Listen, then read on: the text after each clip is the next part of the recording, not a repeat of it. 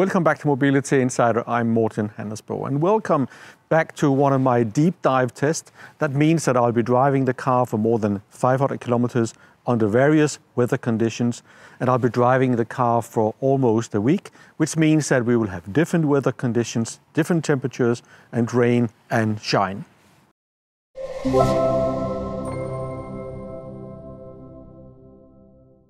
So what do we have here? This is the new Audi Q6 e-tron. This is a 120,000 Swiss franc car, quite expensive. And what do you get? You get a fairly large car, 477 centimeters in the length and 219.3 centimeters in the width. It weighs about 2.5 tons and it has four-wheel drive and 387 horsepower. Other important information about the car: you have a 100 kilowatt hour battery, which corresponds to 94.9 kilowatt hour net capacity. That gives you a range of about 500 kilometers in daily usage. You have two motors. The one in the front is an ASM motor, an asynchronous motor, and that can rotate freely when you're driving, and it will do that most of the time.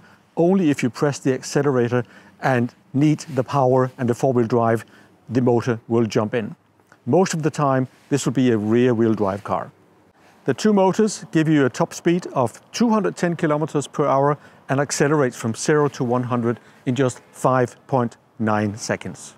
The Q6 e-tron sits on the new PPE platform, which, among other, is also used by Porsche for the e-Macan. The design, of course, is typical Audi, and I would say that the design is a little bit understated. It actually looks also a bit like the Audi Q4 e-tron and to some extent also the Q8 e-tron. One thing where Audi really stands out, or at least try to, is the lighting design. This car has the new lighting design. You can choose between 8 different types of front headlamp designs, and you can also have the OLED rear lamps, and they are very special because they can communicate with the traffic, depends on how the traffic is moving. That's very clever. So I mentioned the price, 120,000 for this car, which is of course quite a lot, because it is also really well equipped and it has two key packages that are part of this edition, the Edition 1 Grey Audi Q6 edition, and also there is a Tech Pro Audi Q6 pack that gives you, among other, air suspension, which is very special for this segment as well. So the Q6 e-tron sits between the Q4, slightly smaller, and the Q8 e-tron, slightly bigger. But they're all pretty much the same size inside the vehicle, which means that this car is not actually that big when you sit on the rear seat, for instance. What you do get is plenty of luggage space. You get 526 liters in the luggage compartment, and that can expand to 1,526 liters if you fold the seats. And in the front, you also have a frunk of 64 liters.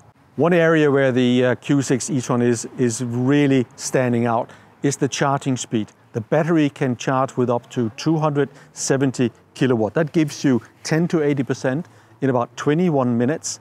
And in 10 minutes, you get as much as 255 kilometers more range.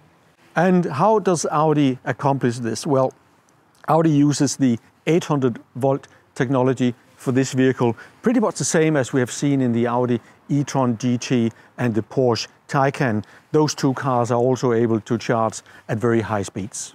To achieve the fast charging, you need to preheat the battery before you charge. Audi unfortunately did not provide a manual on-off for the battery preheating, which I think they should have done. So you have to put in the navigation destination before you go fast charging to reach the high speeds. At home, the Q6 e-tron will charge with a maximum of 11 kilowatt AC charging. I think that's a drawback because these days you can actually often charge at higher speeds, 22 kilowatt for instance. But what you do get is a charging port on both sides of the vehicle, a charging port which opens fairly slowly, I would say, but at least you have that option of using the cable side, whichever suits better. Last but not least, what about the consumption and the efficiency of the Q6? Well, in terms of recuperation, you have two different modes in the vehicle. You have the B mode, which is the automatic but very aggressive deceleration. That brakes the car with 0.25 G, which is actually quite aggressive when you drive the vehicle. I think most people are not going to use that. What you can do is to use the pedals on the steering wheel, and that will reduce the power of the deceleration to either 0.15 G or down to 0.06 G, and that is much more comfortable in daily usage. So what about the consumption of the Q6? Well, during the first 500 kilometers, I had a consumption of an average of 22 kilowatt hours per 100 kilometers.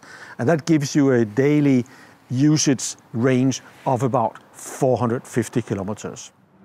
It's been a very long time waiting for the Q6 e-tron, and that's probably unfortunate, but Volkswagen and Audi had a big issue in terms of developing the software for the vehicle, and that's why they were delayed. And it is really last hour for Audi to join this segment because the competition is very stiff. You have the Mercedes EQE SUV, you have the BMW iX3, and of course you have the Teslas as well, and many other vehicles in this size. And if you look at the Audi lineup is aging a little bit. The e-tron, the big fat e-tron, now called the Q8 e-tron, came out in 2019, and the age is starting to show. And the Q4 e-tron came out in 2021, and that is also now looking a little bit dated in spite of many updates being made to the Q4 e-tron. So now is the time for Audi to join this segment with a really competent vehicle like a Q6 e-tron. In Europe, this segment for compact SUVs is really, really important. About 40% of all cars are SUVs in Europe. And now the big question is, how good is the Q6? Does it deliver on what Audi needs to deliver in this segment? Well, let's first of all talk about how the car drives.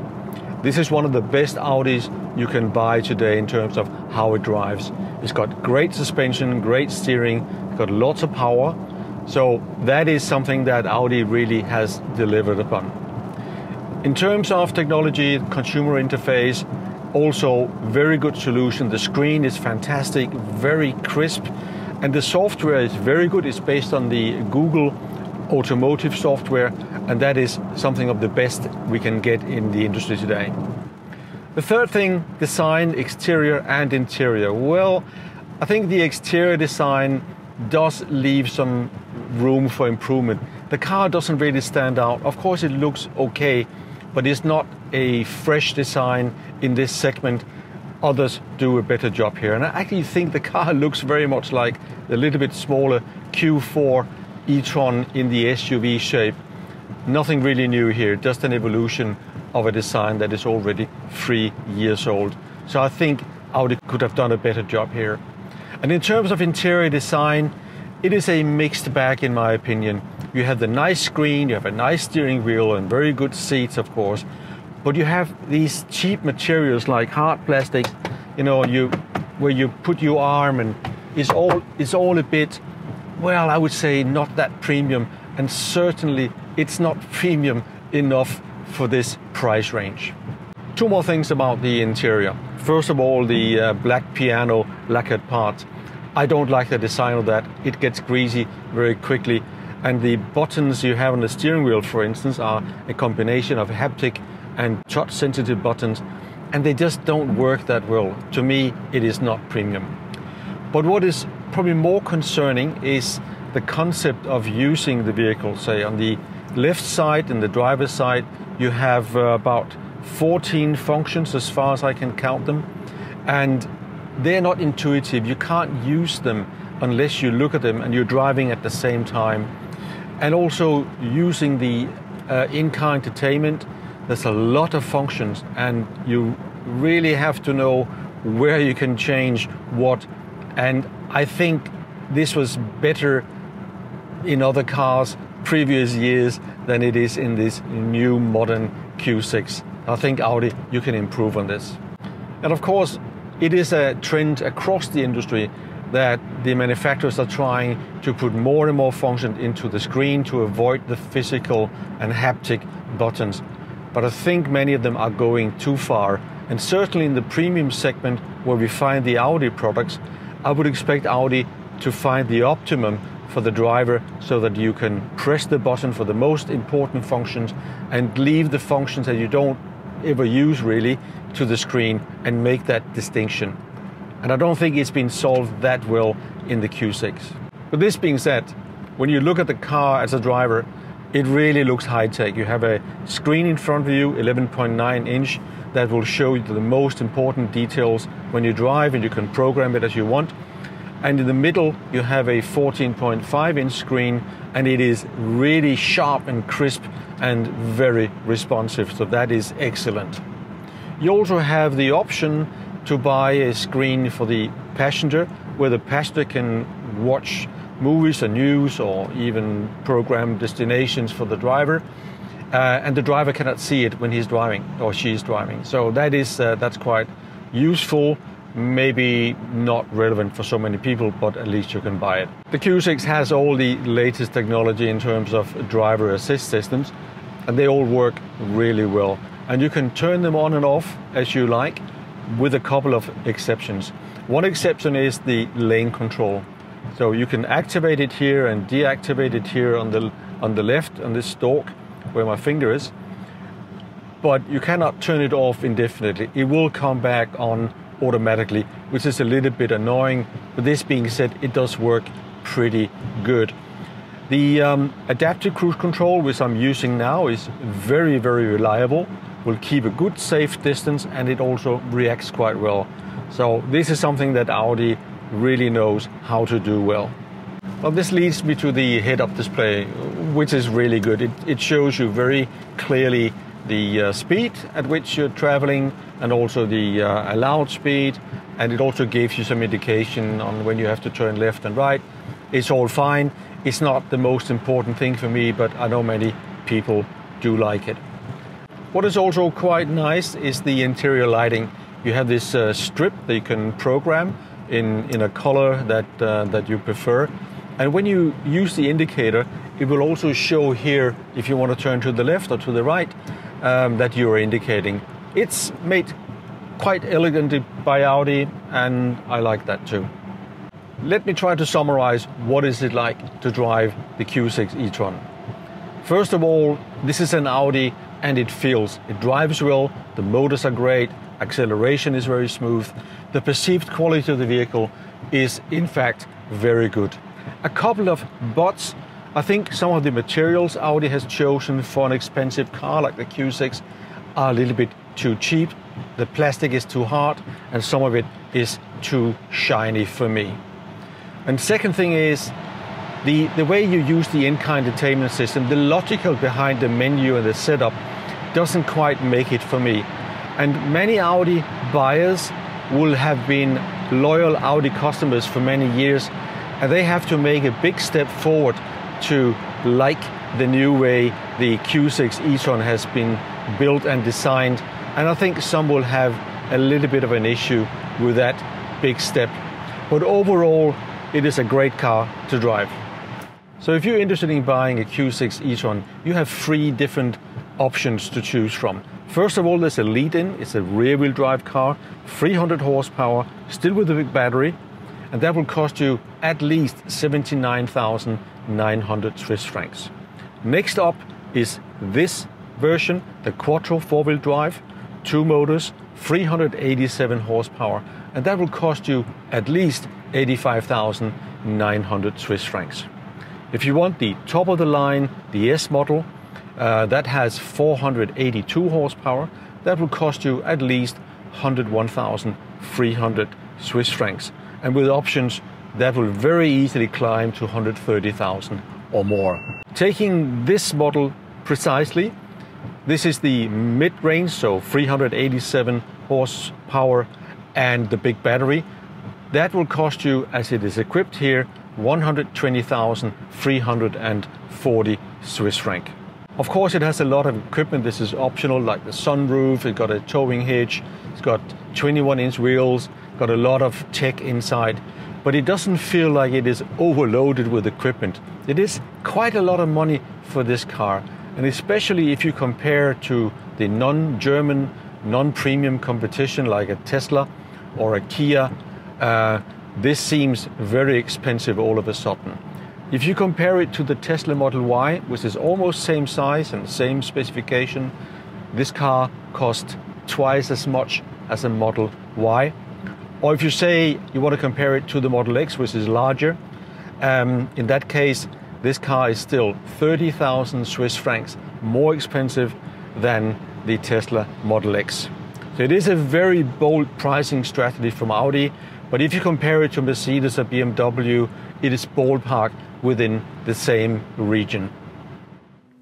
The Q6 e-tron shares platform with a fully electric Porsche Macan, and my expectations were quite high when I picked up the car. But seeing the car for the first time in the flesh, I was a little bit underwhelmed. So I went driving, and I would say that the more you drive the car, the more it actually grows on you. But what I would also say is that Audi did make some shortcuts in terms of choice of materials. There are too many cheap plastic parts in this rather expensive car, but I have to say that it really drives well.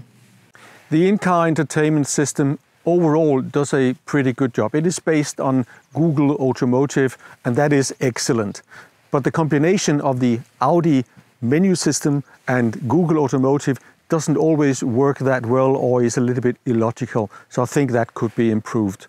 To some extent, there are also too many functions put into buttons in one place, and when you drive in the car, that becomes rather busy and difficult to use.